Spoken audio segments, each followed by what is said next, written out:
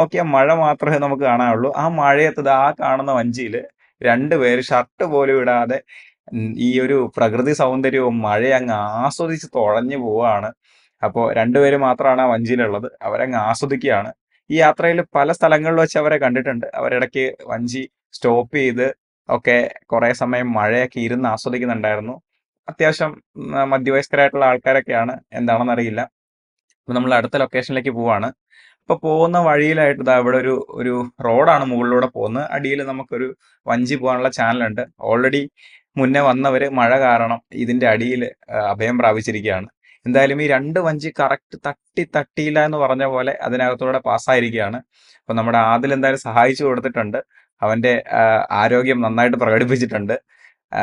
അങ്ങനെ നമ്മൾ അപ്പുറത്തെത്തിയിരിക്കുകയാണ്. അപ്പൊ ഇവിടെയും എല്ലായിടത്തും കാണാനുള്ള കാഴ്ചകൾ സെയിം ആണെങ്കിലും എന്തോ കുറച്ച് കുറച്ച് വ്യത്യസ്തമായിട്ടുള്ള